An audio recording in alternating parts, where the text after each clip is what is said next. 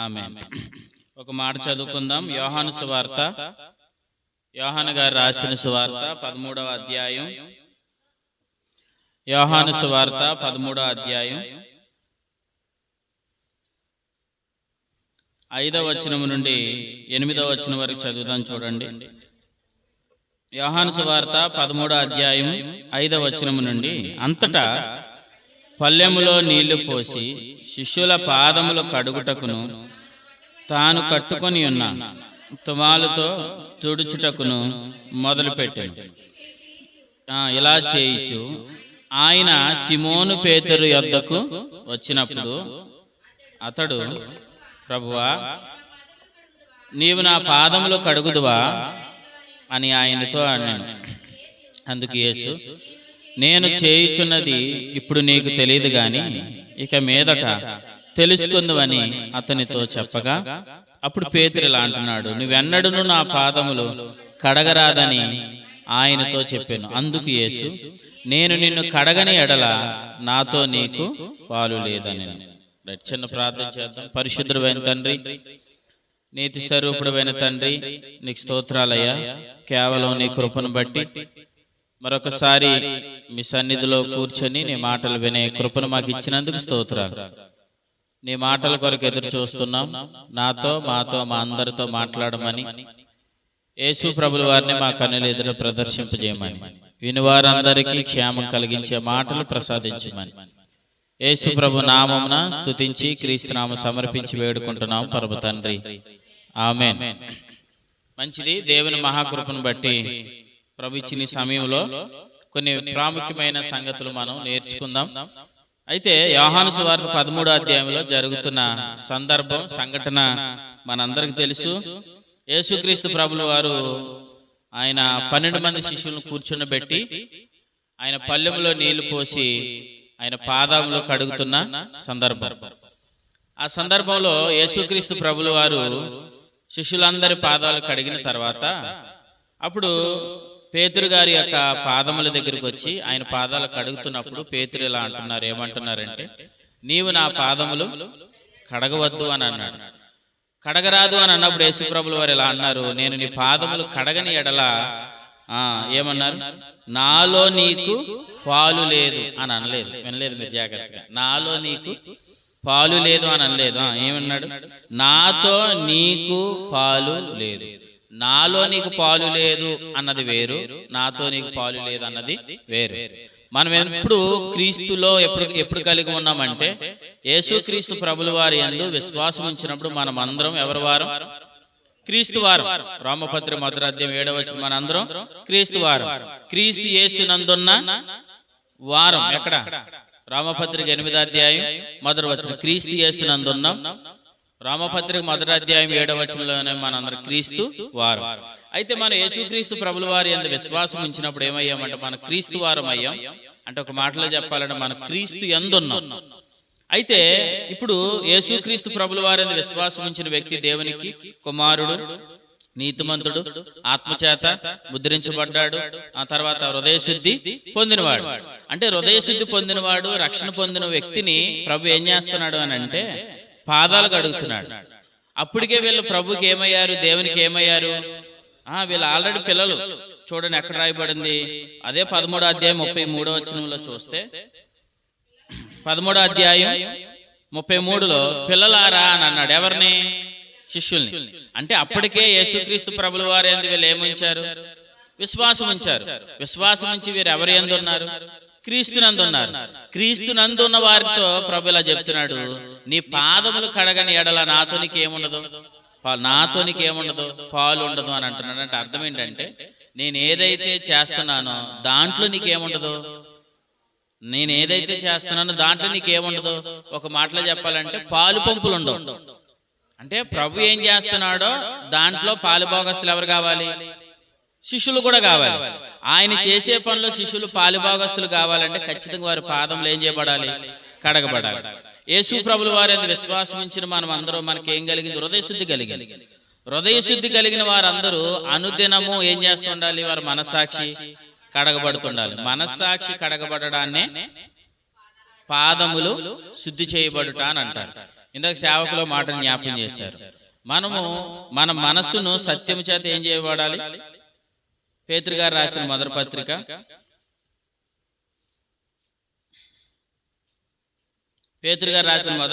1వ అధ్యాయం 23వ వచనంలో, మీరు సత్యమునకు విధేయులగుట చేత మీ మనసులను పవిత్రపరచుకోవాలి. సత్యము అంటే వాక్యము ద్వారా మన మనసులు ఏమవుతుండాలి? పవిత్రపరచబడాలి. హృదయం ఎప్పుడు పవిత్రపరచబడింది? యేసు ప్రభు నమ్మినప్పుడు. ఇప్పుడు సత్యం అంటే వాక్యం ద్వారా ప్రతిరోజు మన మనస్సాక్షి ఏం చేయబడుతుండాలి? కడగబడుతుండాలి. మనస్సాక్షి అంత కడగబడితే మనం ప్రభు చేయు దాంట్లో మనకేం కలుగుతాయి? పాలు పంపులు కలుగుతాయి. అయితే ఆల్రెడీ మనం క్రీస్తులో ఏమై ఉన్నాం? క్రీస్తులో ఒక స్థితి కలిగి ఉన్నాం.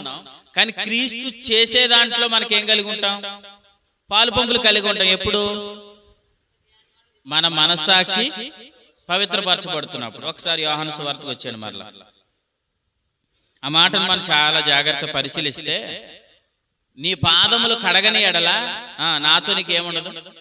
పాలు ఉండదు అని అన్నాడు. అంటే ప్రభు ఏదైతే చేస్తున్నాడో దాంట్లో ఖచ్చితంగా పేతురికి పాలు పంపులు పొందాలంటే ఖచ్చితంగా పేతురు మనసాక్షి చేయబడాలి, కడగబడాలి. ఇందుకు ప్రభు చేస్తున్న పని ఏంటి? అదే యోహాను సువార్త 17వ అధ్యాయం. యోహాను సువార్త 17వ అధ్యాయం 4వ వచనం చూడండి.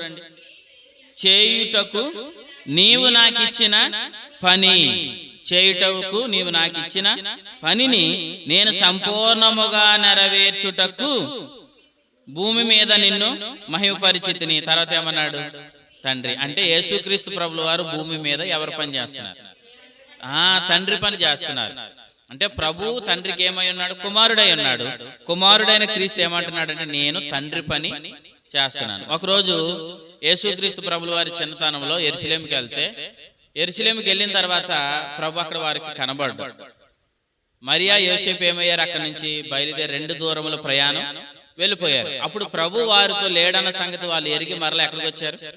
యెరూషలేముకి వచ్చారు. యెరూషలేముకి వచ్చినప్పుడు యేసుప్రభుని అంటున్నారు, నువ్వు ఎక్కడికి వెళ్ళిపోయావు? నీకోసం మేము నెత్తుక్కుంటున్నాము అని అంటున్నారు. అప్పుడు యేసుప్రభుల వారు ఏమంటున్నారు? లోకాసు వార్త 2వ అధ్యాయం 49వ వచనం. మీరేలా నన్ను వెతుకుతున్నారు? వాళ్ళు అంటున్నాడు, మీరు ఎందుకు నన్ను వెతుకుతున్నారు? ఎవరితో మాట? మరీతో యోసేపుతో అంటున్నాడు, మీరు నన్ను ఎందుకు వెతుకుచుంటారు? నేను నా తండ్రి పనుల మీద ఉండవలనని. మీరు ఒక విషయం తెలుసుకోండి, నేను నా తండ్రి పనిలో ఉన్నాను. యేసుప్రభుల వారు ఎవరి పనిలో ఉన్నారు? తండ్రి పనిలో ఉన్నారు. ఇప్పుడు యేసుక్రీస్తు ప్రభుల వారి విశ్వాసం ఇచ్చిన వారందరూ కూడా దేవునికి ఏమై ఉన్నారు? కుమారులై ఉన్నారు. ఇప్పుడు ప్రభుకి ఏ పని అవుతుందో అదే పని ఎవరికి ఉంది? కుమారులందరికీ ఉంది. ఇప్పుడు ప్రభు ఏం చెప్తున్నాడంటే, నీ పాదములు కడగబడకపోతే నాతో నీకు పాలు లేదంటే నేను ఏదైతే పని చేస్తున్నానో దాంట్లో నీకేమి లేవు, పాలు లేవు. అంటే ఖచ్చితంగా మనసాక్షి కడగబడిన వాడే తండ్రి పనులు ఏం చేయబడతాడు? వాడబడతాడు. దేవునికి స్తోత్రం. అంటే మనస్సాక్షి కడగబడుతుందంటే అర్థం ఏంటంటే అతన్ని ప్రభు తన పనిలో వాడుకుంటాడు. ఆ మాట ఎవరు చెప్తున్నారు? ప్రభువే చెప్తున్నాడు. నీ పాదములు కడగబడని ఎడల నాతో నీకంటే నా తండ్రి పనిలో నీకేం లేదు, పాలు లేవు. ఖచ్చితంగా నీ పాదాలు కడగబడితేనే నువ్వు వాడబడతావు. నువ్వు వాడబడితేనే తండ్రికి ఏమొస్తుంది? మహిమ వస్తుంది. వాస్తవానికి వినాలి. వాస్తవానికి పేతురుని పిలిచింది దేని కొరకు? ప్రభుని పిలిచింది ఎందుకు వరకు? ఇలా అన్నాడు కదా, నువ్వు మనుషులు పట్టే జాలరివి కాదు, నేను నిన్నేం చేస్తాను? చేపలు పట్టే జాలరు కాదు, నిన్ను ఎలా చేస్తాను? మనుషులు పట్టే జాలరిగా చేస్తాను అని పేతురుని పిలిచాడు. పేతురుని పిలిచి నీకు నేను ఒక పని అప్పగిస్తాను అన్నాడు. ఆ పని నువ్వు నెరవేర్చాలంటే ఖచ్చితంగా నీ మనసాక్షి ఏం చేయబడాలి? కడగబడాలి. నీ మనస్సాక్షి కడగబడితేనే నువ్వు తండ్రి పనులు ఏం చేయబడతావు? వాడబడతావు. ఒకరోజు పేతురు ఇలా అన్నాడు. ఏమన్నాడంటే, ప్రభు అవసరమైతే నీ కొరకు నేను ఏమి ఇచ్చేస్తాను? ప్రాణం ఇచ్చేస్తాను అన్నాడు. లేదా? అవసరమైతే నీ కొరకు నేను ప్రాణం ఇచ్చేస్తాను అంటే అర్థం ఏంటి? పనిలో అవసరమైతే నేను చనిపోతాను అని అన్నాడు. నీ పనిలో నేను ఏమవుతాను? చనిపోతాను అన్నాడు. అప్పుడు యేసు ప్రభుల వారు ఏమన్నారు? వెరీ గుడ్, నీ మాట కొరకు చూస్తున్నాను అని అన్నాడా?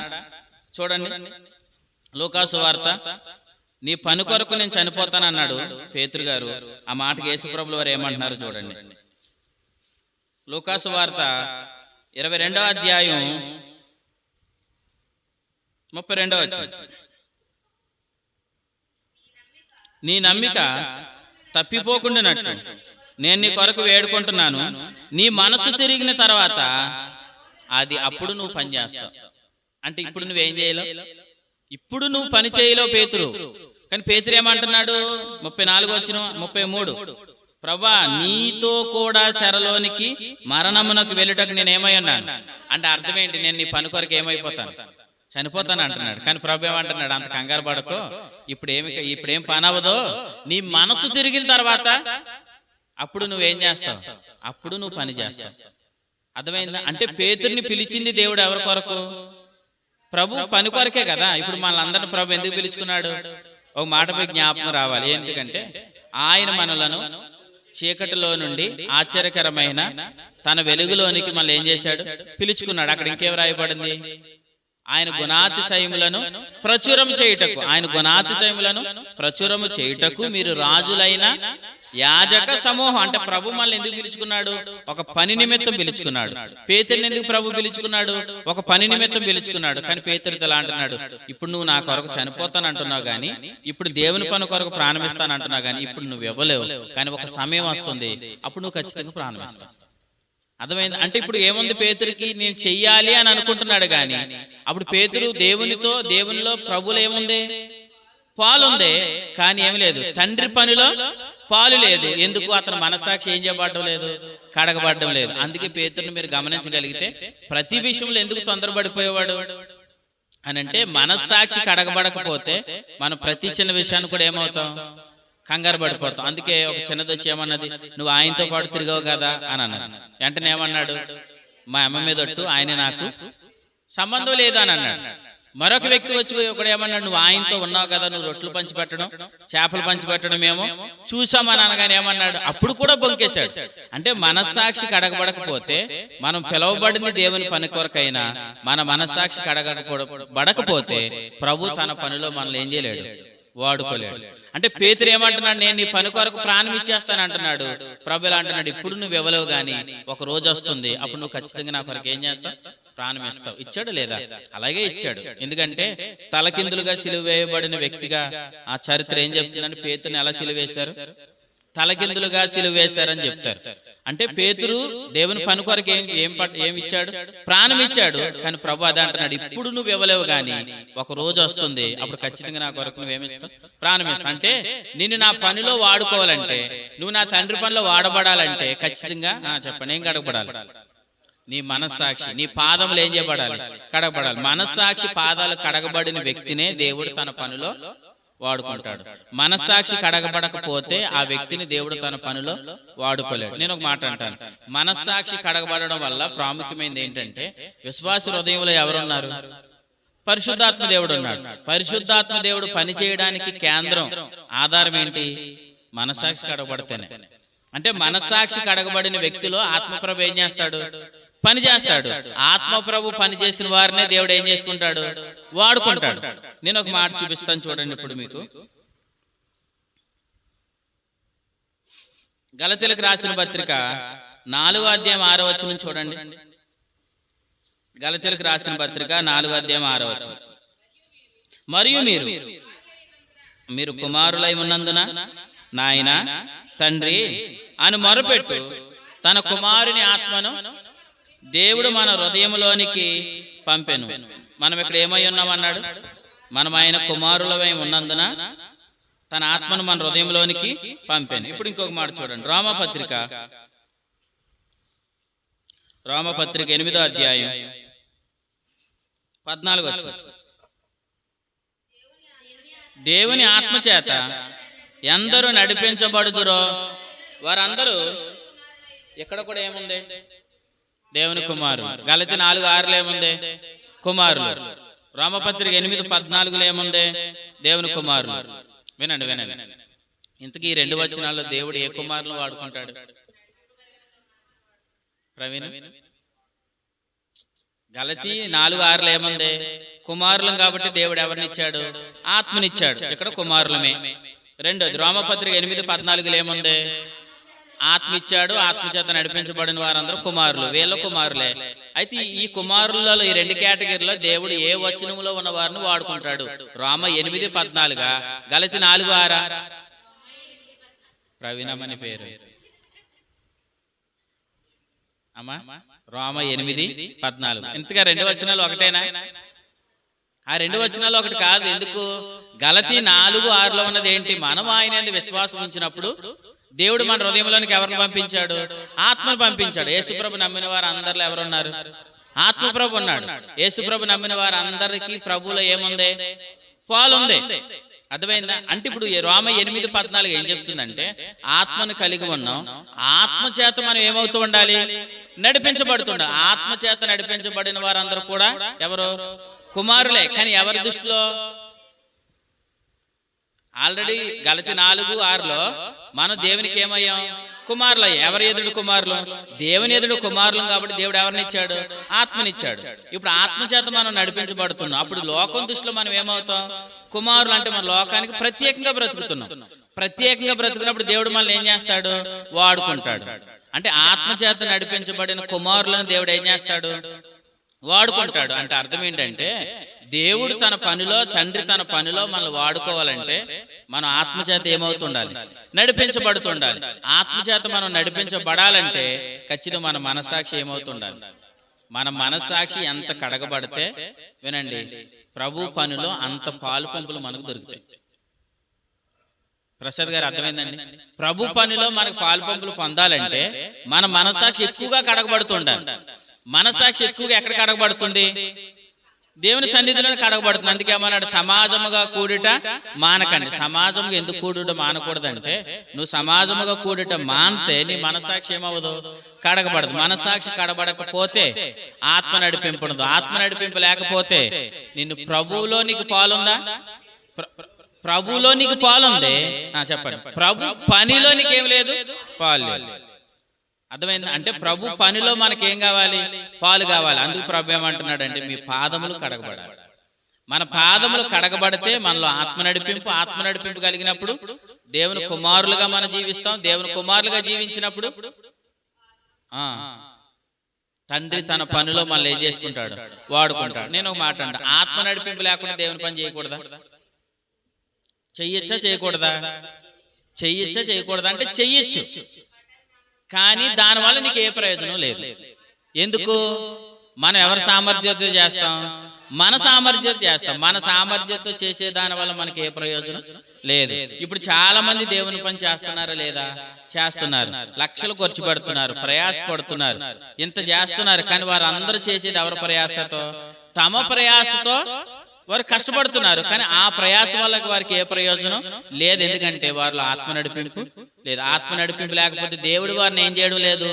వాడుకోవడం లేదు. మరి వారు దేవుని పని ఖర్చు పెడుతున్నారు లేదా? ఖర్చు పెడుతున్నారు. మరి అది దేవుడు తీసుకున్నట్ట? వారు చేసే ఖర్చు పెట్టే రూపాయి దేవుడు తీసుకున్నట్ట? ఎందుకు దేవుడు తీసుకోలేదు? ఎందుకు? ఆ వ్యక్తిని దేవుడు వాడుకోలేదు కాబట్టి ఆ వ్యక్తి ఖర్చు పెట్టేది ఏది దేవుడు తీసుకున్నట్టు కాదు. వినండి, దేవునికి ఖర్చు పెట్టడం కాదు, ఆ ఖర్చు పెట్టే రూపాయిని దేవుడు తీసుకుంటున్నాడో లేదన్నది ప్రశ్న. అర్థమవుతుందండి? మనం దేవునికి ఖర్చు పెట్టేస్తున్నానండి, లక్షలు ఖర్చు పెట్టేస్తున్నానండి, వేలు ఖర్చు పెట్టేస్తున్నానండి కాదు. అసలు నువ్వు దేవునికి ఇస్తున్నది, దేవునికి నువ్వు ఖర్చు పెడుతున్నావు, దేవుడు నీ దగ్గర నుండి తీసుకుంటున్నాడా? చెప్పండి. దేవుడు నీ దగ్గర నుండి తీసుకుంటున్నాడా లేదా అన్నది ప్రశ్న. ఒకసారి చూడండి, హెబ్రీయులకు రాసిన పత్రిక 7వ అధ్యాయం 6వ వచనం.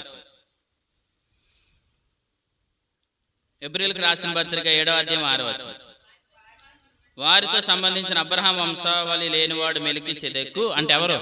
యేసు ప్రభుల వారు అబ్రహాము యొద్ద 10వ వంతును ఎవరు తీసుకున్నారు? ప్రభు తీసుకున్నాడు. ఎవరు తీసుకున్నారు? ప్రభు తీసుకున్నాడు. అంటే అబ్రహాం ఇచ్చాడు, ప్రభు తీసుకున్నాడు. ఈరోజు చాలా మంది ఇస్తున్నామని అనుకుంటున్నారు కానీ ఆయన తీసుకోవడం లేదు. మరి ఏమవుతుందండి? ఇది ఆస్తంత ఏమవుతుంది? మనుషులు తమ స్వప్రయోజనం కొరకు వాడేసుకుంటున్నారు. అదవుతుందా? మనుషులు తమ స్వప్రయోజనం కొరకు వాడేసుకుంటున్నారు. కానీ పైపెచ్చి మళ్ళీ ఏమంటారు? మమ్మల్ని దేవుడు బాగా ఆశీర్వదించేశాడు. ఇప్పుడు ఎవరైతే ఉన్నారో వీళ్ళందరూ ఏమైపోతున్నారు? వీళ్ళు డెవలప్ అయిపోతున్నారు. కానీ మందిరానికి వచ్చే విశ్వాసులు మాత్రం అప్పుడు ఎలా ఉంటున్నారు? వాళ్ళు అలాగే ఉంటున్నారు. ఎందుకు ఉంటున్నారు? మళ్ళీ పైపెచ్చేలు ఏమంటారు? నువ్వు సరైన విశ్వాసం లేదు, నీకు విశ్వాసం లేదు కాబట్టి నువ్వు ఏం కావడం లేదు, నువ్వు డెవలప్ అవ్వడం లేదు. మేము మాలో విశ్వాసం ఉంది కాబట్టి దేవుడు మాకు ఏమిస్తున్నాడు? ఒకప్పుడు సైకిల్ మీద తిరిగాం, ఇప్పుడు బండ్లు పోయింది, ఇప్పుడు కారు పోయింది, రేపు పొద్దున హెలికాప్టర్. అంటే నీకు విశ్వాసం లేదు కాబట్టి నువ్వు ఎలాగుండిపోయావు. మాలో విశ్వాసం ఉంది కాబట్టి దేవుడు మమ్మల్ని ఏం చేశాడు, హెచ్చించేశాడు. ఎందుకు? వాస్తవానికి వాళ్ళు తెచ్చి ఇస్తున్నారు కానీ వాళ్ళ దగ్గర నుంచి ఎవరు తీసుకోవడం లేదు, దేవుడు తీసుకోవట్లేదు. ఈ మధ్యలో ఏం జరుగుతుంది, ఎవరైతే నాయకులుగా ఉన్నారో వాళ్ళు ఏం చేస్తున్నారు, వాళ్ళ సులభం కొరకు వాటిని వాడేసుకుంటున్నారు. అందుకే వీళ్ళు ఏమవుతున్నారు, వీరు డెవలప్ అయిపోతున్నారు, కానీ విశ్వాసులు ఎప్పటికీ అలాగుండిపోతున్నారు. వీళ్ళని ఏమన్నాడు తెలుసా, బిలాము బోధ అని అన్నాడు. ఎవరు? బిలాము ఏం చేశాడు, విశ్వాసులకి రావాల్సిన ఆశీర్వాదాన్ని, ఇశ్రాయేలుకి రావాల్సిన ఆశీర్వాదాన్ని రాకుండా ఆపాలనుకున్నాడు. ఎవరు? బిలాము. ఈ రోజు చేసే వాళ్ళందరూ పని కూడా ఏంటనుకుంటున్నారు, ఆశీర్వదించబడిన ప్రజలను ఆశీర్వాదాన్ని అనుభవించకుండా చేస్తున్నారు. రెండిట్లో ఏమైనా వ్యత్యాసం ఉందా? అందుకే ఆ కాలంలో ఉన్న వారిని బిలాము బోధ అన్నాడు. ఆ బోధ ఈనాడు నడుస్తుంది. అంటే ఇజ్రాయేల్ అందరూ ఎవరు? ఆశీర్వదించబడిన వారు. బిలాము ప్రయత్నం ఏంటి, ఆ ఆశీర్వాదాన్ని ఎలా మార్చాలనుకుంటున్నాడు, శాపంగా మార్చాలనుకుంటున్నాడు. అందుకు బిలాము ఏం చేశాడు, బోధ చేశాడు. ఈ రోజున వారు కూడా ఏం చేస్తున్నారు, దేవుని పిల్లలందరూ ఎవరు? ఆశీర్వాదానికి వారసులు. ఆశీర్వాదానికి వారసులైన వారందరూ వారు ఆశీర్వాదాన్ని అనుభవించకుండా వీళ్ళు ఏం చేస్తున్నారు, అడ్డగిస్తున్నారు. ఒక విశ్వాసం ఎప్పుడు ఆశీర్వాదాన్ని అనుభవిస్తాడు, విశ్వాస మూలంగా జీవిస్తే. ఇప్పుడు నడిపించే నాయకుడు విశ్వాస మూలంగా జీవించే ప్రయత్నం చేస్తున్నాడా? ఆ ప్రయత్నంలో భాగంగా వారు ఆశీర్వాదాన్ని అనుభవిస్తాడు. కానీ ఇప్పుడు విశ్వాసం ఏం చేయడం లేదు, బోధకులు విశ్వాస మూలంగా జీవించే విధానంలోనికి నడిపించడం లేదు. కాబట్టి వారు ఆశీర్వాదాన్ని ఏం చేయడం లేదు, అనుభవించలేకపోతే. ఆశీర్వాదానికి వారసులు కాదా, అనిపిస్తున్నారా? లేదు. బిలాము చేసిన పని ఈనాడు చేస్తున్నారు. అందుకే ఇప్పుడు జరుగుతున్నది కూడా ఏ బోధ, బిలాము బోధ అని అన్నాడు. అదొకటి ఏ బోధ, ఇది బిలాము బోధ. కాబట్టి వినండి,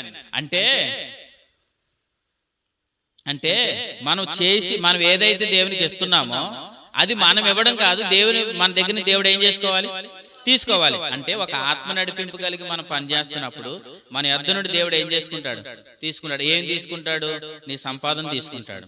ఏం తీసుకుంటాడు, నీ కష్టాన్ని తీసుకుంటాడు. ఏం తీసుకుంటాడు, నీ అవయవాలను దేవుడు తీసుకుంటాడు. రోమపత్రిక 6వ అధ్యాయంలో ఏముంది, మీ అవయవాలను నీతి సాధనాలుగా దేవునికి ఏం చేయండి, అప్పుడు దేవుడు వాడుకుంటాడు. మన అవయవాలను దేవుడు తన పనిలో వాడుకుంటాడు. 2, మన ప్రయాసను దేవుడు తన పనిలో వాడుకుంటాడు. పౌలు గారు ఏమన్నారు, నేను అందరికంటే ఎక్కువగా ప్రయాసపడుతుంది, కానీ ప్రయాసపడినది నేను కాదు, నా యందు దేవుడు నాకు అనుగ్రహించిన కృప. ఆ కృప వల్ల నేనేం పడ్డాను, ప్రయాసపడ్డాను. ప్రయాస దేవుని కృప వల్ల పడ్డాను అని ఏమన్నాడు, ప్రభునందు ప్రయాస వ్యర్థం కాదని అన్నాడు. అంటే దేవుడు మనల్ని వాడుకుంటు, మనలో ఆత్మ నడిపింపు ఉంటే మన అవయవాలు దేవుడు వాడుకుంటాడు. మనలో ఆత్మ నడిపింపు ఉంటే మన సంపాదన దేవుడు వాడుకుంటాడు. మనలో ఆత్మ నడిపింపు ఉంటే మన ప్రయాసం కూడా దేవుడు వాడుకుంటాడు. వ్యర్థం కాదు. దేవుని ఆత్మ నడిపింపు మనకు లేకపోతే మనం పని చేస్తాం, కానీ ఆ ప్రయాస ఏమవుతుంది, వ్యర్థమవుతుంది. ఆ ప్రయాసలో దేవునికి ఏం కలగదు, మహిమ కలగదు. అర్థమైన? ఆత్మ నడిపింపు లేకుండా పనిచేసేవారి విధానం వేరు, ఆత్మ నడిపింపుతో పనిచేసేవారి విధానం వేరు. ఆత్మ నడిపింపు లేకుండా పని చేస్తే మనలో ఏమొచ్చేస్తుందో తెలుసా, మనలో ఎవడు గొప్ప అన్న ఫీలింగ్ వస్తుంది. కానీ ఆత్మ నడిపింపుతో పని చేసినప్పుడు అక్కడ ఏమి రాదు, ఎవరు గొప్ప అని ఫీలింగ్ రాదు, ప్రభువే గొప్పవాడు. చూడండి, ఆ మాట చూపిస్తాను. శిష్యులు ఆత్మ నడిపింపు లేకుండా ముందు పని చేసినప్పుడు వారి విధానం ఎలాగుందో ఒకసారి చూడండి. మత్తయి సువార్త 18వ అధ్యాయం. మత్తయి సువార్త 18వ అధ్యాయం 1వ వచనం చదవండి. ఆ కాలమున శిష్యులు యేసు వద్దకు వచ్చి, పరలోక రాజ్యంలో ఎవరు గొప్పవాడని వారు అడగగా, అంటే ఏమంటున్నారు వాళ్ళు, ఎవరు గొప్ప అని అంటున్నారు. 22వ అధ్యాయం లోకాసు వార్త 22వ అధ్యాయం 24వ వచనం కూడా చూడండి.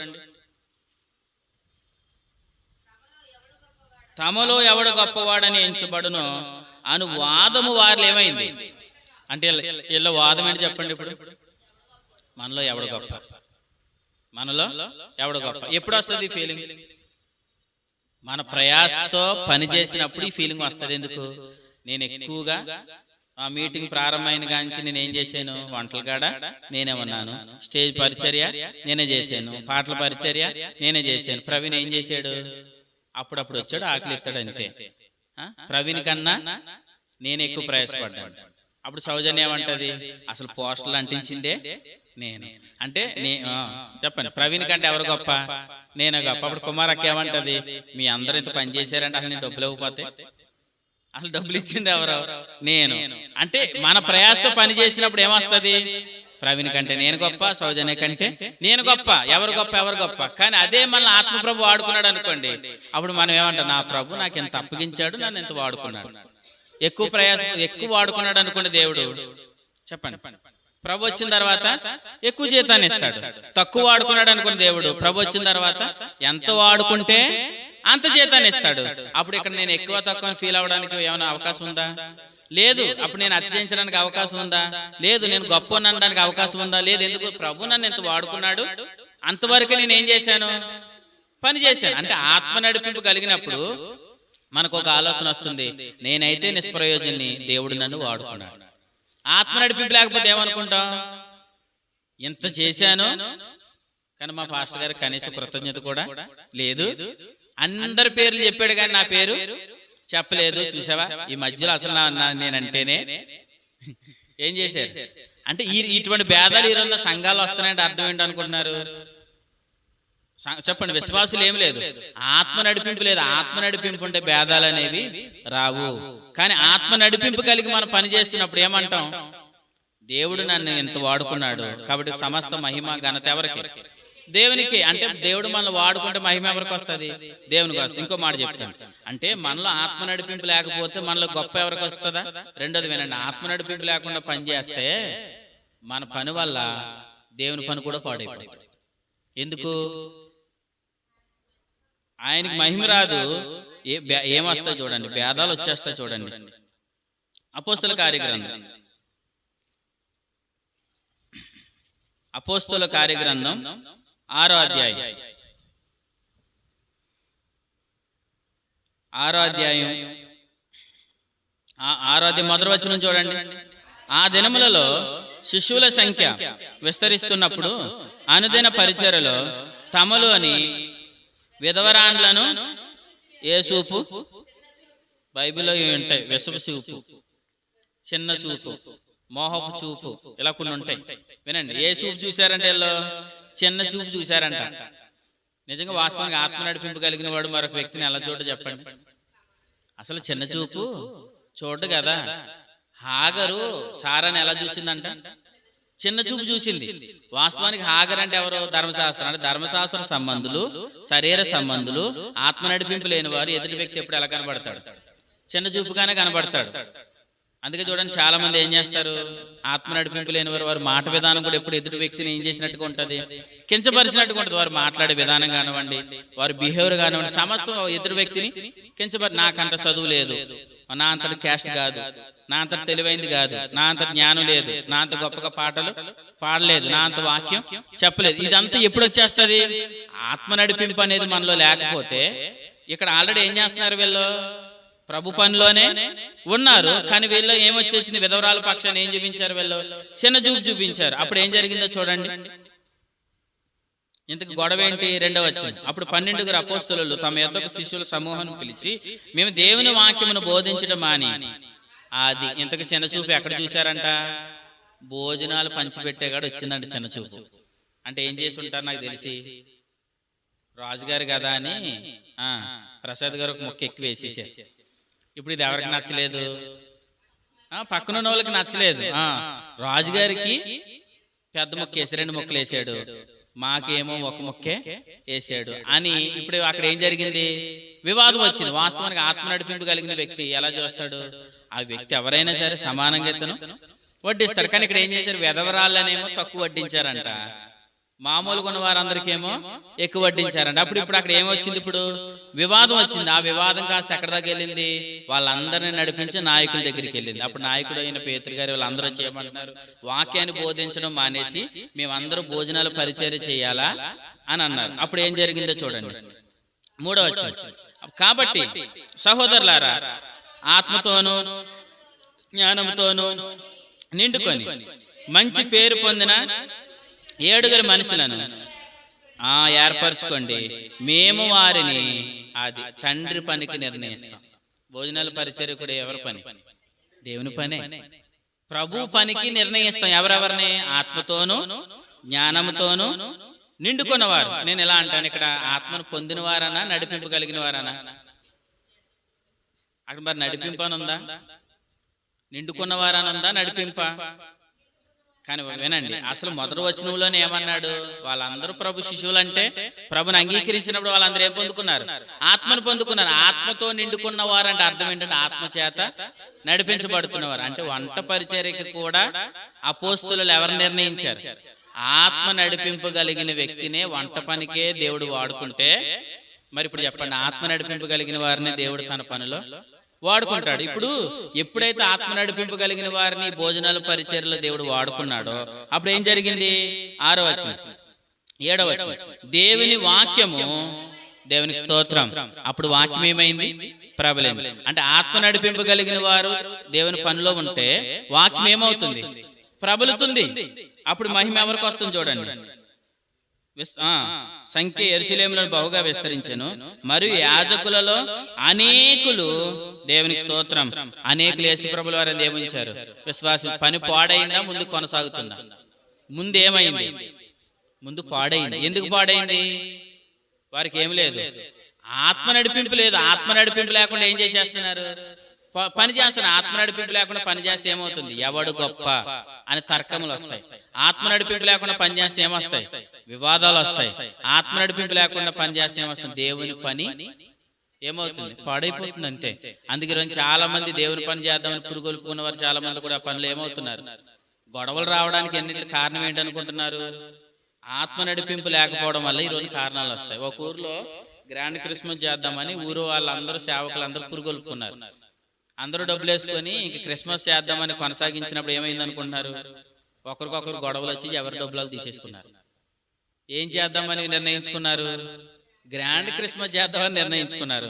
అందరూ డబ్బులు వేసుకున్నారు. కానీ దగ్గరికి వచ్చిన తర్వాత మరలా ఏమైంది? ఒకరి మాటలు ఒకరికి అతకలేదు. ఎందుకు అతకలేదు? నేను ఎలా అంటాను, ఆత్మ కలిగించి ఐక్యత అని ఉందా బైబిల్లో? ఎఫెసీ పత్రిక 4 ఆత్మ కలిగించు ఐక్యత. అంటే వీళ్ళకి ఆత్మ నడిపింపు లేకపోవడం వల్ల ఏం కలిగిలేరు? ఐక్యత కలిగిలేరు. అందుకే పని ఏమైంది? పాడైంది. అంటే ఆత్మ నడిపింపు కలిగిన వ్యక్తులు చేసే పని వల్ల వాక్యం ఏమవుతుంది? ప్రబలుతుంది. వాక్యం ప్రబలుతుంది. ఆత్మ నడిపింపు ఉన్న వారు వ్యక్తులు పని చేస్తే వాక్యం ఏమవుతుంది? ప్రబలుతుంది. అక్కడ అనేకులు ప్రభువుని ఏముంచుతారు? విశ్వాసం ఉంచుతారు. మనం ఎన్నో అధ్యాయం చదువుతున్నాం? 6వ అధ్యాయం చదువుతున్నాం. 7వ అధ్యాయంలో ఒక వ్యక్తి పట్టబడ్డాడు. ఎవరైనా?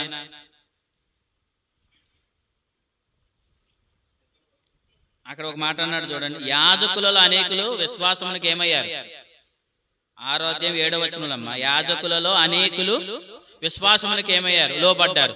ఎప్పుడైతే ఆత్మ నడిపింపగలిగిన వారు పనిచేస్తున్నారో యాజకులు ప్రభువుని ఏముంచారు? విశ్వాసం ఉంచారు. తర్వాత 8వ అధ్యాయంలో ఎవరు పట్టబడ్డారు? 8వ అధ్యాయం అనగానే ఎవరు గుర్తొస్తారు? నపుంసకుడు. ఎవరు? నపుంసకుడు పట్టబడ్డాడు. తర్వాత 9వ అధ్యాయం ఎవరు పట్టబడ్డారు? సౌలు. అంటే ఒక హేతువాది పట్టబడ్డాడు. 10వ అధ్యాయంలో ఎవరు పట్టబడ్డారు? కొర్నేలు పట్టబడ్డాడు. అంటే ఎప్పుడైతే ఆత్మ నడిపింపు కలిగి ఒక సంఘము లేదా విశ్వాసులు కొనసాగుతున్నారో అక్కడ వాక్యం ఏమవుతుంది? ప్రబలుతుంది. వాక్యం ప్రబలితే ఏమవుతారు? యాజకులు యేసు ప్రభువు యందు విశ్వాసం ఉంచుతారు. నపుంసకుడు దేవుని యందు ఏముంచాడు? విశ్వాసం ఉంచాడు. హేతువాది ఎవరు? సౌలు. అప్పటికే సంఘాన్ని ఏం చేస్తున్నాడు? హింసిస్తున్నాడు. స్త్రీలని పురుషులని భేదం లేకుండా ఈడ్చుకొని వెళ్ళి వారందరిని ఏం చేస్తున్నాడు? చంపుతున్నాడు. అతన్నే దేవుని యందు ఏముంచాడు? విశ్వాసం ఉంచాడు. అర్థమైందా? కొర్నేలి అనే ఒక వ్యక్తిని దేవుడు, అతనికి కూడా దేవుడు ఏమిచ్చాడు? రక్షణ ఇచ్చాడు. అతను కొర్నేలు కూడా యేసు ప్రభువు వారిని ఏమిచ్చాడు? విశ్వాసం ఉంచాడు. అంటే వినండి, ఆత్మ నడిపింపు కలిగి పరిచర్య ఎక్కడైతే జరుగుతుందో అక్కడ యాజకులు విశ్వాసానికి లోబడతారు, నపుంసకుడు విశ్వాసానికి లోబడతారు, హేతువాదులు విశ్వాసానికి లోబడతారు, కొర్నేలు వంటి వారు కూడా విశ్వాసానికి లోబడతారు. కానీ ఆత్మ నడిపింపు లేకుండా పని చేస్తే ఆ పనులు ఏముంటాయి? ఎవరు గొప్ప అని తర్కములు ఉంటాయి, వివాదాలు ఉంటాయి. దేవుని పని ఏమవుతుంది? పాడవుతుంది. అందుకు ముందు ప్రభు ఏమంటున్నాడంటే, నిన్ను నన్ను వాడుకోవాలంటే చెప్పండి, ముందు మనకి ఏమి నడిపింపు ఉండాలి? ఆత్మ నడిపింపు ఉండాలి. ఆత్మ నడిపింపు ఉండాలంటే ముందు మన పాదములు ఏం చేయబడాలి? మన పాదాలు కడగబడితే మనకి ఏ నడిపింపు వస్తుంది? ఆత్మ నడిపింపు వస్తుంది. ఆత్మ నడిపింపు ఉంటే ప్రభు ఏం చేస్తాడు? ఖచ్చితంగా ప్రభు మనల్ని వాడుకుంటాడు. ఎక్కడున్నా ప్రభు వాడుకుంటాడు. అర్థమైందండి? కాబట్టి ప్రభు మనలో కోరుకునేది ఏంటి? ఆత్మ నడిపింపు. ఆత్మ కలిగిన వారందరూ దేవునికి ఏమై ఉన్నారు? కుమారులే. కానీ ఆత్మ నడిపింపు కలిగిన వారందరూ దేవుడు ఏం చేసుకుంటాడు? తన పనిలో వాడుకుంటాడు. ఆత్మ నడిపింపు కలిగిన వారు చేసే పరిచర్య ఊరికే పోదు. ఆత్మ నడిపింపు కలిగిన వారు ఖర్చు పెట్టిన ఏ రూపాయి ప్రయాసం కాదు, వ్యర్థం కాదు. మన కష్టం వ్యర్థం కాదు. వినండి, ఈ 2 రోజుల కూడుకులు చాలా మంది ప్రయాసపడ్డారు. వారు ధనం విషయంలో పనికి సహకరించారు, వారి కష్టాన్ని దేవునికి సమర్పించారు. కానీ ఈ ప్రయాస ఏది వ్యర్థం కాదు. ఎందుకు? మనం ప్రయాసపడింది పరలోకం కోసం కాదు. మనం ప్రయాసపడింది పరలోకంలో కూర్చున్నాం కాబట్టి మనం ఏం చేసాం? ప్రయాసపడ్డాం. ఈ రోజు అందరూ దేని కొరకు ప్రయాసపడుతున్నారు?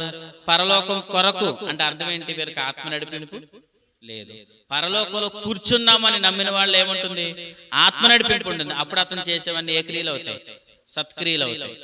చూడండి, ఈ మాట చూపించి ముగిస్తాను. ఎఫెసీయులకు రాసిన పత్రిక, ఎఫెసీయులకు రాసిన పత్రిక 2వ అధ్యాయం 7వ వచనం చూడండి. క్రీస్తు యేసునందు మనలను ఆయనతో కూడా లేపి పరలోకమందు కూర్చుండబెడతాడు. ప్రవీణ్ మరలా చదువు.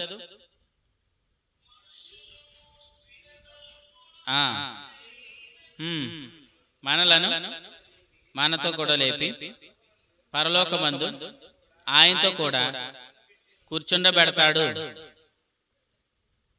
జరిగిపోయిందా? జరుగుతుందా? జరిగిపోయింది. ఆల్రెడీ క్రీస్తుతో మనల్ని ఏం చేశాడు? కూర్చుండబెట్టాడు. గనుక ఇప్పుడు 10వ వచనం ఏముంది? మరియు వాటి యందు మనం నడుచుకొనవలెనని దేవుడు ముందుగా సిద్ధపరిచిన సత్క్రియలు చేయుటకై మనము క్రీస్తు యేసునందు సృష్టించబడిన వారమై ఆయన చేసిన పని అయి ఉన్నాం. దేవునికి స్తోత్రం. మనల్ని కూర్చుండబెట్టాడు కాబట్టి మనల్ని ఏం చేయమంటున్నాడు? పని చేయండి. కూర్చున్నాం, మన కుమారులం కాబట్టి పని చేయాలి. కానీ చాలా మంది ఏం చేస్తున్నారు? కూర్చోడానికి ఏం చేస్తున్నారు? పని చేస్తున్నారు. వాస్తవానికి 7 ఫస్టా 10 ఫస్టా? 7 ఫస్ట్. కూర్చున్నాం కాబట్టి ఏం చేయాలి? పని చేయాలి. ఇప్పుడు చాలా మంది ఏం చేస్తున్నారు? రివర్స్ ఏం చేశారు? కూర్చోడానికి ఏం చేస్తున్నారు? పని చేస్తున్నారు. ఆ పనిని ఇలా అన్నాడు ఇక్కడ, సత్క్రియలు అని అన్నాడు. సత్క్రియలు అన్నాడు. కూర్చోడానికి చేసే క్రియలు ఏమంటారు? స్వనీతి క్రియలు. ఆ స్వనీతి క్రియలు దేవునికి ఎలా కనబడతాయి? మురుకు గొడ్డలా కనబడతాయి. అవి క్రీస్తు న్యాయపీఠం ఎదుట ఏమవుతాయి? కాలిపోతాయి. అదో సత్క్రియలన్నీ దేవుని ఎదుట ఎలా ఉంటాయి? సన్నపు నార వస్త్రాల వల్ల కనబడతాయి ప్రభు ఎదుట. అక్కడ కూర్చోడానికి పని చేస్తే ఆ క్రియలన్నీ స్వనీతి క్రియలు. ఆ గొడ్డలన్నీ క్రీస్తు న్యాయపీఠం ఎదుట ఏమవుతాయి? కాలిపోతాయి. ఈరోజు చాలా మంది ఏమనుకుంటున్నారు? చాలా పని చేసేసామని అనుకుంటున్నారు. ప్రభు దగ్గర, క్రీస్తు న్యాయపీఠం దగ్గర, దేవుడి దగ్గరికి వెళ్ళినారు. బాబు ఎంత పని చేసేసావరా, ఎంత కష్టపడ్డావు, ఎన్ని సువార్త యాత్రలు చేసావు, ఎన్ని సువార్త దండయాత్రలు చేసేసావు, ఎన్ని పాంప్లెట్లు పంచిపెట్టేసావు అని అంటాడేమో అని అనుకున్నారు చాలా మంది. అక్కడికి వెళ్ళిన తర్వాత, బాబు నువ్వు చేసింది ఏంటి అని అంటే, ఇదిగో ప్రభా పరలోకి రావడానికి ఎంత పని చేసాను చూడ అని అన్నాడు అనుకోండి. అప్పుడు వెనక్కి తిరిగి చూసేటప్పటికి ఆ పని అంతా ఏమైపోయింది? కాలిపోయింది. ఎలా ఉంటుంది అప్పుడు పరిస్థితి? అందుకే కూర్చోడానికి చేసే క్రియలన్నీ స్వనీతి క్రియలు. కూర్చోడానికి చేసే క్రియలన్నీ స్వనీతి క్రియలు. మనం కూర్చున్నాము గనుక ఏం చేయాలి? చేస్తున్నాం. ఈ క్రియలన్నీ ఏంటి? సత్క్రియలు. ఈ సత్క్రియల్లో దేవుడు మనల్ని వాడుకుంటున్నందుకు ప్రభుకు స్తోత్రం. ఈ విషయం మనకు అర్థం కాకపోతే మన ప్రయాస కూడా ఏమవును? వ్యర్థం అయిపోయింది. ఎందుకు? మనం కూడా దేనికోసం ప్రయాసపడదు? పరలోకం వెళ్ళడం కోసమే ప్రయాసపడదు. ఇప్పుడు అందరి ప్రయాస దేనికోసం? పరలోకం వెళ్ళడం కోసం ఏం చేస్తున్నారు? ప్రయాసపడుతున్నారు. ఆ ప్రయాసలో కొంతమంది 1 సంవత్సరం ఉంటున్నాడు, కొంతమంది 2 సంవత్సరాలు, కొంతమంది 3 సంవత్సరాలు, కొంతమంది 5 సంవత్సరాలు. ఆ తర్వాత బాబు ఏమైందిరా బాబు అంటే, నేను దేవుని కోసం ఉండలేను, నేను దేవుని కోసం బ్రతకలేను. అందుకు వాళ్ళందరూ మరలా ఎక్కడికి వెళ్ళిపోతున్నారు? లోకంలోనికి వెళ్ళిపోతున్నారు. చాలా మందిని మీరు చూడండి, వాళ్ళు స్టార్టింగ్ లో వచ్చిన వెంటనే ఎలా ఉంటారో తెలుసా? నేను ఏదో చేసేయాలని ప్రయాస. ఇప్పుడు వారిని చూడండి, ఏమైనా చేయగలుగుతున్నావు? ఏమీ చేయలేక, బ్రతకలేక, జీవించలేక ఏమైపోతున్నారు? మరలా వాళ్ళు సంఘంలోనికి వచ్చి అక్కడికి వెళ్ళిపోయారు, లోకంలోనికి వెళ్ళిపోయారు. ఎందుకు వెళ్ళిపోయారు? వారు ప్రయాస ఎంతకాలం జీవించగలరు? వాళ్ళు ప్రయాస ఎంతకాలం చేయగలరు? దేవుని శక్తి మనకు తోడుగా ఉంటేనే మనం ఏదైనా చేయగలం. పౌలు గారు ఏమన్నారు? అందరికంటే నేను ఎక్కువగా ప్రయాసపడుతుంది, నా శక్తి వల్ల అనలేదు, దేవుని కృప చేత. దేవుని కృపను బట్టి, దేవుని శక్తిని బట్టి మాత్రమే మనం ఏం చేయగలం? ప్రయాసపడగలం. ఆ ప్రయాసకే క్రీస్తు న్యాయపీఠం ఎదుట ఏముంటుంది? మెప్పు ఉంటుంది, మహిమ ఉంటుంది, ఘనత ఉంటుంది, కిరీటం ఉంటుంది. కాబట్టి మనందరిని ప్రభు అట్టి గొప్ప స్థితికి మళ్ళీ అందరూ ప్రభు ఏం చేశాడు? పాత్రులుగా చేశాడు. లేకపోతే క్రీస్తు న్యాయపీఠం ఎదుట ఏం పడాలన్నాడు? యోహాను మొదటి పత్రిక 2వ అధ్యాయం, యోహాను మొదటి పత్రిక 2వ అధ్యాయం 28వ వచనం. కాబట్టి పిల్లలారా, ఆయన ప్రత్యక్షమగినప్పుడు ఆయన రాకడి యందు మనం ఆయన ఎదుట సిగ్గుపడక ధైర్యము కలిగి ఉండినట్లు మీరు ఆయన యందు నిలిచి ఉండండి. నిజానికి వాస్తవానికి ప్రభు వస్తే నేను ఎత్తబడతాన ధైర్యం ఇప్పుడుందా? ఒకప్పుడు ఉందా? ఇప్పుడే ఉంది. ఒకప్పుడు ఏమి లేదు, ధైర్యం లేదు. ఒకప్పుడు ఉన్న పిరిగితనం ఏంటి? అసలు ప్రభు వస్తే నేను ఎత్తబడతానా ఎత్తబడను. వచ్చిన వాళ్ళందరూ కూడా ఏం చెప్పేవారు? సహోదరి కుమారి, నువ్వు చూసుకో, నువ్వు ఎత్తబడతావో ఎత్తబడవా. నువ్వు విడిచిపెట్టబడితే ఒక భయంకరమైన నరకంలోనికి వెళ్ళిపోతావు అనగానే మనం అనుకున్నాను గుండె కాస్త జారిపోయా. అంటే నేను నరకంలోనికి వెళ్ళిపోతానేమో, లేదంటే నన్ను ప్రభు విడిచిపెట్టేస్తాడేమో. కానీ ఇప్పుడు మనకేముంది? ధైర్యం. ఎందుకంటే నా ప్రభు వస్తుంది నా కొరకు, నేను ఖచ్చితంగా ప్రభుతో పాటు ఉంటాను. ఇప్పుడు నేను చేసిన దాని ప్రతి దానికి ప్రభు క్రీస్తు న్యాయపీఠం అయితే నాకేమిస్తాడు? మెప్పునిస్తాడు, మహిమనిస్తాడు అని ఒక ధైర్యం మనకు వచ్చిందా లేదా? ఆ ధైర్యంలోంచి మంచిగా జీవిస్తున్నామా? ధైర్యం లేకుండా ఉన్నప్పుడు మంచిగా జీవించామా? దేవునికి స్తోత్రం. ఎందుకంటే ఈరోజు చాలా మంది ఏమనుకుంటున్నారు? ప్రభు వస్తే ఎత్తబడిపోతాం, ప్రభు వస్తే వెళ్ళిపోతాం అని అంటే ఇంకెవరు ఏం చేయరు, ఎవరు ఏం చేయరు, బ్రతకురా అని అంటున్నారు. లేదు, మనం బ్రతుకుతున్నామా లేదా? నేను ఎలా అంటున్నాను? ఒకప్పుడు ప్రయాస కానీ ఇప్పుడు ప్రయాసపడుతున్నాం. ఒకప్పుడు కానీ ఎక్కువగా ఇప్పుడు ఏం పడుతున్నాం? ప్రయాసపడుతున్నాం. ఎందుకు? ప్రభు వస్తే నేను ఎత్తబడతాను, ప్రభు వచ్చిన తర్వాత క్రీస్తు న్యాయపీఠం మీద నాకేముంది? మెప్పు ఉంది. ప్రభు వస్తే నేను ఎత్తబడతాను అన్నవాడు ఎక్కువగా ఏం చేస్తాడు? ప్రయాసపడతాను. నేను ప్రభు వస్తే ఎత్తబడతానా లేదని అనుమానం ఉన్నాడు, ప్రభు కొరకు ఏం చేయలేడు, పని చేయలేడు. ఒకసారి చూడండి, ఆ మాట గురించి చూపిస్తాను. కొరింథీయులకు రాసిన 2వ పత్రిక. చాలా మంది ఏమనుకుంటున్నారంటే ప్రభు వస్తే ఎత్తబడతామని చెప్తే ఎవరికి దేవుని ఏడలు ఏం కలిగి ఉండరు, భయం ఉండదు, భక్తి ఉండదు. ఎవరికి నచ్చినట్టుగా వాళ్ళు ఏం చేసేస్తారు? చెప్పండి. ఎవరికి నచ్చినట్టుగా వాళ్ళు జీవించేస్తారు. ఏం చెప్తే ప్రభు వచ్చినప్పుడు ఎత్తబడతామని చెప్పేస్తే ఎవరికి నచ్చినట్టుగా వాళ్ళు జీవించేస్తారని చెప్తున్నారు. కానీ అది చెప్తలేదు బైబిల్. బైబిల్ ఏం చెప్తుంది చూడండి. కొరింథీయులకు రాసిన 2వ పత్రిక 5వ అధ్యాయం.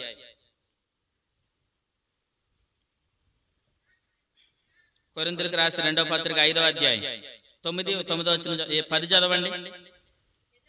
ఎందుకనగా తాను జరిగించిన క్రియలు చొప్పున అవి మంచివైనను సరే చెడ్డవైనను సరే దేహంతో జరిగించిన వాటి ఫలమును ప్రతివాడు పొందినట్లు ఎవరందరం? మనమందరము క్రీస్తు న్యాయపీఠం ఎదుట ప్రత్యక్షం. ఇక్కడ మనమందరము అంటే ఎవరు? 17వ వచనం. అది క్రీస్తునందు ఉన్నవాడు అందరూ కూడా ప్రభు క్రీస్తు న్యాయపీఠం ఎదుట ఏమవుతారు అంటే యేసుక్రీస్తు ప్రభుల వారిని విశ్వాసం ఉంచి నూతన సృష్టిగా చేయబడిన వారందరూ ప్రభు వచ్చిన తర్వాత ఏమవుతారు? ఎత్తబడతారు, క్రీస్తు న్యాయపీఠం ఎదుట నిలబడతారు. ఇది అర్థమైతే ఏముండదో? అందరికీ భయం ఉండదని చెప్తున్నారు. కానీ ఇది అర్థమైతేనే ఏముంటది? భయం ఉంటది, జీవితం ఉంటది. అది కింద అది చెప్పాడు 11వ వచనం. కావున ప్రభు విషయమై ప్రభు విషయమై భయం ఎప్పుడు వస్తుంది? ప్రభు వస్తే నేను ఎత్తబడతాను, క్రీస్తు న్యాయపీఠం ఎదుట నిలబడతాను అన్నవాడు ఏం కలిగి ఉంటాడు? భయము కలిగి ఉంటాడు. 10వ వచనంలో ఏం చెప్పాడు? మనం అందరూ క్రీస్తు న్యాయపీఠం ఎదుట నిలబడతాం, మనం అందరూ ప్రభు వస్తే ఎత్తబడతాం. ఇప్పుడు కింద 11వ వచనంలో ఏం చెప్తున్నాడు? అప్పుడు మనం ప్రభు విషయం ఏం కలిగి ఉంటాం? భయము కలిగి ఉంటాం. అర్థమైందండి? ప్రభు వస్తున్నాడు, నేను ఎత్తబడతానని ఎరిగిన వాడే భయం కలిగి ఉంటాడు. ప్రభు వస్తే నేను ఎత్తబడతాను లేదా అని అనుమానం ఉన్నవాడు ఏం కలిగి ఉండడు? చెప్పండి, ఏం కలిగి ఉండడు? భయం కలిగి ఉండడు, భక్తి కలిగి ఉండడు. ఎందుకు? అమ్మ వినాలి, చివరిగా మాట చెప్తున్నా వినండి. ప్రభు వస్తే నేను ఎత్తబడతానో లేదన్న భయం ఉందనుకోండి, ఆ భయాన్ని ఏ భయం అన్నాడు? ప్రభు వస్తే నేను ఎత్తబడతానో లేదో అన్న అనుమానం ఉన్నవాడికి భయం ఉంటుంది, ఉండదా? ఉంటుంది. ఏ భయం? ఆ భయం దండనతో కూడిన భయం. ఒక విశ్వాసులో దండనతో కూడిన భయం అంటే అతను ఏ క్రియలో ఉంటాడు? స్వనీతి క్రియలు, నిర్జీవ క్రియలో ఉంటాడు. నిర్జీవ క్రియలు, స్వనీతి క్రియలో ఉన్నవాడు దేవుని కొరకు ఏం చేయలేడు? ఫలించలేడు. ప్రభు కొరకు ఏం చేయాలి? ఫలించుట అనేది అతనికి ఉండదు. వెలుగు ఫలం అనేది ఉండదు, నీతి ఫలం అనేది ఉండదు, సత్క్రియలు అనేవి ఉండవు, విశ్వాస ఫలం అనేది ఉండదు, మంచి ఫలం అనేది ఉండదు. ఇవే ఫలాలు అనేవి ఉండవు. ఏంటి? దండనతో కూడిన భయం ఉన్నవాడు ఎప్పటికీ ఫలించలేడు. అర్థమైందా? ప్రభు వస్తే నేను ఎత్తపడతానన్నవాడే భయం కలిగి ఉంటాడు. అది ఏ భయం? దైవ భయం. దైవ భయం కలిగిన వాడే ఫలిస్తాడు. ఫలించిన వాడే క్రీస్తు న్యాయపీఠం ఎదుట ఏం పొందుతాడు? మెప్పు, మహిమ, ఘనత పొందుతాడు. ఈ ప్రభు క్రీస్తు న్యాయపీఠం ఎదుట మెప్పు, మహిమ, ఘనత పొందాలంటే ముందు నువ్వు సంఘం దగ్గర ఏం పొందాలి? నీ పాదములు కడగబడాలి. ఇక్కడ ఎవరి పాదములు అయితే ఎక్కువ కడగబడుతున్నాయో అక్కడ క్రీస్తు న్యాయపీఠం ఎదుట అంత మెప్పును పొందుతారు. ఇక్కడ పాదాలు కడగబడడం లేదు అని అంటే నువ్వు క్రీస్తు న్యాయపీఠం ఎదుట ఏం పొందుతావు? అవమానం పాలవుతావు, సిగ్గు పరచబడతాడు. కాబట్టి అర్థమైంది కదా? వినండి, పేతురుతో ప్రభు ఇలా అంటున్నాడు. ఏమంటున్నాడంటే, పేతురు నీ పాదములు కడగని ఎడల నాతో నీకేముండదు అంటే నా తండ్రి పనులు నీకేం లేదు అంటే పాదములు కడగబడిన వాడికే తండ్రి పనులు ఏముంది? పాలుంది. పాదములు కడగబడితేనే వాడిని దేవుడు తన పనిలో వాడుకుంటాడు. ఆత్మను కలిగిన వాడిని కాదు, ఆత్మ నడిపింపు కలిగిన వాడిని దేవుడు వాడుకుంటాడు. ఆత్మ నడిపింపు కలిగిన వాడు చేసే పనులు ఏముండదు, వివాదాలు ఉండవు, తర్కాలు ఉండవు, ఎవరు గొప్ప అని అనుకోడు. ఆత్మ నడిపింపు లేని వ్యక్తి ఏం చేస్తాడు? ఎవడు గొప్ప అని అంటాడు, తర్కాల్లోనికి వెళ్తాడు. ఆత్మ నడిపింపు లేని వాడి వల్ల దేవుని పని ఏమవుతుంది? పాడవుతుంది. ఆత్మ నడిపింపు కలిగిన వ్యక్తి వల్ల దేవుని పని ఏం కాదు, పాడవదు. వాక్యం ఏమవుతుంది? ప్రబలుతుంది. అనేకులు యేసుప్రభు ఏముంచుతారు? విశ్వాసం ఉంచుతారు. ఆ భాగంలో ఎవరైనా సరే యేసుప్రభుల వారిని ఏముంచుతారు? విశ్వాసం. యాజకులు ప్రభు ఎందు ఏముంచారు? విశ్వాసం ఉంచారు. నపుంసకుడు దేవుని యందు విశ్వాసం ఉంచాడు. హేతువాదైన సౌలు దేవుని యందు విశ్వాసం ఉంచాడు. కొర్నేలు దేవుని యందు విశ్వాసం ఉంచాడు. ఎందుకు? వారు దేవుని ఆత్మ చేత నడిపించబడి, దేవుని ఆత్మచేత నడిపించబడిన వారి దేవుడు తన పనిలో వాడుకుంటాడు. ప్రభు వస్తే ఎత్తబడతామని అన్నవాడే సత్క్రియలు చేస్తాడు. ప్రభు వస్తే నేను ఎత్తబడతాను లేదని అనుమానం ఉన్నవాడు సత్క్రియలు చేయడు, అతను ఏ క్రియలు చేస్తాడు? స్వనీతి క్రియలు చేస్తాడు. స్వనీతి క్రియలను క్రీస్తు న్యాయపీఠం ఎదుట కాలిపోతాయి, అతను సిగ్గుపరచబడతాడు. కాబట్టి మనం ఎవరు సిగ్గుపరచబడకూడదు. ప్రభు ఎదుట మనందరం మెప్పు, మహిమ పొందుదురుగాక. ఆమేన్. ప్రార్థన చేసుకుని ముగిందాం. చిన్న ప్రార్థన. పరిశుద్ధుడైన తండ్రి, మీరు మాకు ఈ ఉదయకాల సమయంలో మీరు మాతో మాట్లాడిన విధానం బట్టి మీకు స్తోత్రాలు. సంఘంలో మా పాదములు ఎంత కడగబడితే మీ పనిలో మాకు పాలు దొరుకుతుంది, మీ పనిలో మేము వాడబడతాం. ఆత్మ నడిపింపు కలిగి జీవిస్తాం. ఆత్మ నడిపింపు ద్వారా నీ పని ప్రబలమవుతుంది. నీ వాక్యం ప్రబలినప్పుడు అనేకులు ప్రభు యందు విశ్వాసం ఉంచుతారు. ఆత్మ నడిపింపు లేకుండా మేము పని చేస్తే అవి స్వనీతి క్రియలు, క్రీస్తు న్యాయపీఠం ఎదుట అవి కాలిపోతాయి. ఆత్మ నడిపింపు కలిగి క్రీస్తు యొద్ద మేము కూర్చుని పెట్టబడ్డాం, పరలోకంలో కూర్చున్నామని ఎరిగి మేము పని చేసినప్పుడు అవి సత్క్రియలని, వాటన్నిటికీ క్రీస్తు న్యాయపీఠం ఎదుట మాకు ప్రతిఫలం ఉంటుందని ఈ ఉదయకాల సమయంలో మీరు మాతో మాట్లాడారు.